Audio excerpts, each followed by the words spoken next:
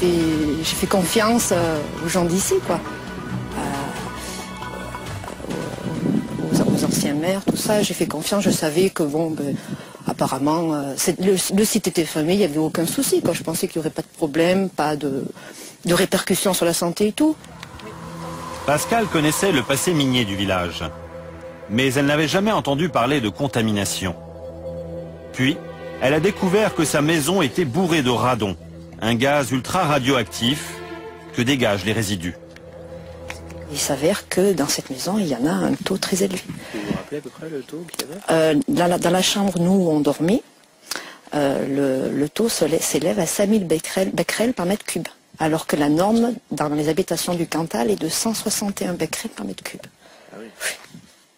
C'est quand même c'est inquiétant, hein. Vous vous rendez compte?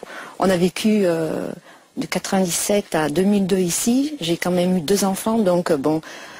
de grossesse, des enfants, les enfants quand ils sont tout petits, quand ils sont en bas âge, ils jouent par terre au sol, ils sont toujours sur leur tapis à jouer. Donc ils sont en contact avec ce radon, parce que le radon c'est un gaz lourd qui reste quand même assez à ras du sol. Donc c'est quand même eux les premiers touchés par ce gaz. 5000 becquerels par mètre cube, 25 fois plus que la norme admissible fixée par la communauté européenne, qui recommande de ne pas dépasser 200 becquerels dans les habitations récentes. Ces 3 maisons sont les plus exposées. Nous avons voulu rencontrer leurs locataires. Aucun n'a souhaité nous parler. On va les préparer à manger. Attends. Depuis 5 ans, la famille Dumas s'est installée dans un autre village. Mais Pascal a voulu savoir si la santé de ses enfants avait pu être affectée. Voici ce que la direction départementale des affaires sanitaires et sociales du Cantal lui a répondu en avril 2007. S'agissant du risque lié au radon, une exposition régulière durant de nombreuses années à des concentrations excessives de ce gaz accroît le risque de développer un cancer du poumon. Mais le premier facteur de risque du cancer du poumon reste néanmoins et de loin le tabac. Cette réponse a particulièrement choqué Pascal. Ça m'a beaucoup interpellée tout ça parce que mes enfants vont grandir. Si un jour ils me disent comme ça, oui maman, tu savais qu'il y avait dans l'habitation où on est né, où on a grandi, une forte concentration de radon, tu n'as rien fait, tu n'as pas cherché à savoir et tout. Je vais vachement culpabiliser. Je peux pas rester comme ça, les bras croisés, sans rien faire. C'est mes enfants. Puis moi, j'ai pas envie que mes enfants, quand ils auront l'âge de 30 ans, voire plus, qu'ils aient un souci de santé par rapport au radon. Dans la lettre, les autorités sanitaires s'étaient engagées à dépister toutes les maisons du village et à trouver des solutions pour les habitants exposés. 2 ans plus tard, rien n'a été fait. Mais à Saint-Pierre, elles ne savent peut-être plus par où commencer.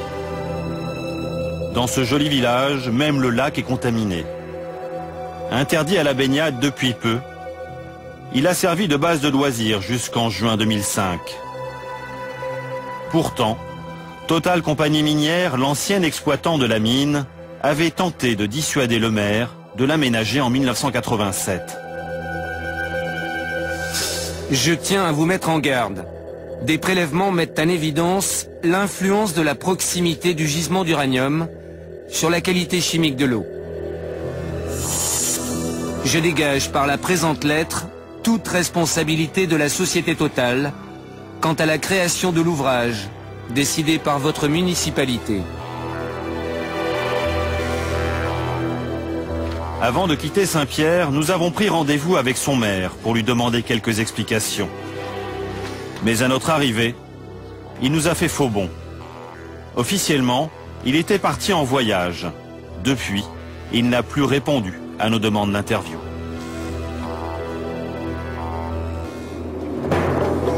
Nous quittons l'Auvergne pour le Limousin, la région la plus polluée de France par les déchets des mines d'uranium.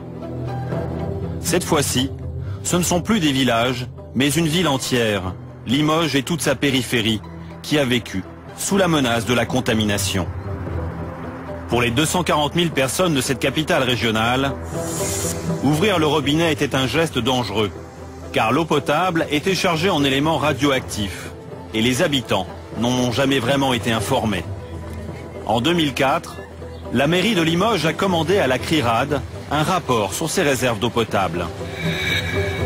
Ce rapport que nous nous sommes procuré n'a jamais été rendu public par la ville. Voici ce qu'il disait. Les apports en radionucléides au réseau présentent de sérieux problèmes de gestion pour le service des eaux de la ville de Limoges. La maire adjointe chargée de l'environnement a accepté de nous parler de ce dossier sensible. Aline Biardot a découvert la contamination de l'eau potable avec le rapport de la CRIRAD.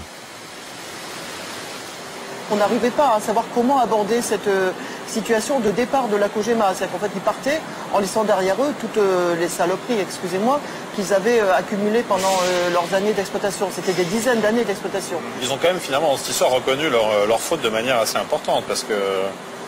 Je pense qu'au début, ils ne voulaient pas, et puis ils ont fini par l'admettre, parce que de toute façon, la ville de Limoges se serait dirigée tout droit vers du contentieux assez lourd, et là, évidemment, ça ne faisait pas les affaires de COGEMA. Donc, assez habilement, effectivement, ils ont décidé de mettre la main au porte-monnaie et de régler définitivement le problème. Officiellement, le problème serait définitivement réglé. Mais nous allons remonter étape par étape le cours de l'eau et découvrir que la contamination a seulement été différée.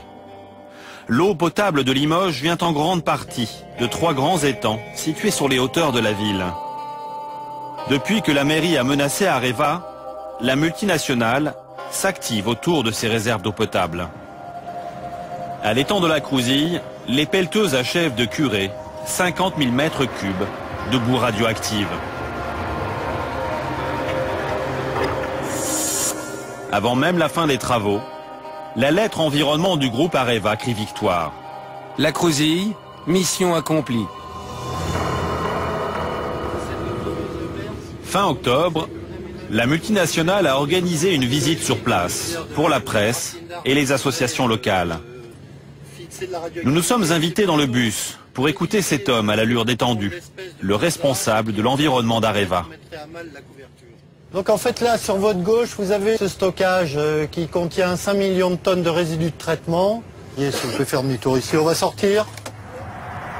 Christian Andrès nous amène autour de l'étang de la Crouzille pour nous convaincre que les travaux réalisés par son entreprise ont définitivement décontaminé cette réserve d'eau potable.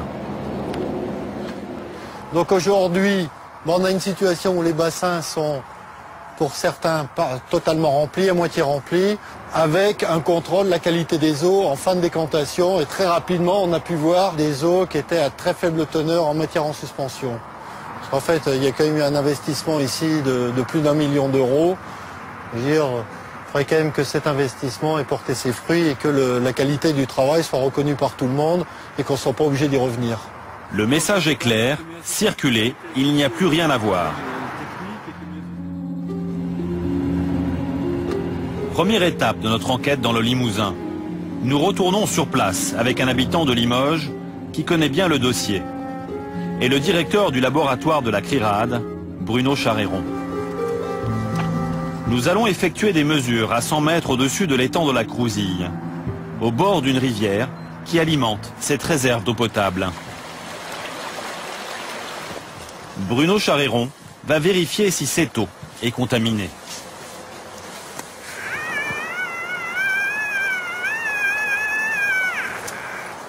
Ici, on a par exemple plus de 1000 chocs par seconde. C'est dû au fait que tout le milieu naturel, toute cette tourbière, toutes ces terres sont contaminées par l'uranium et le radium qui circulent dans l'eau. Donc cette eau qui est chargée en radioéléments se déverse directement dans l'étang de la Crouzille.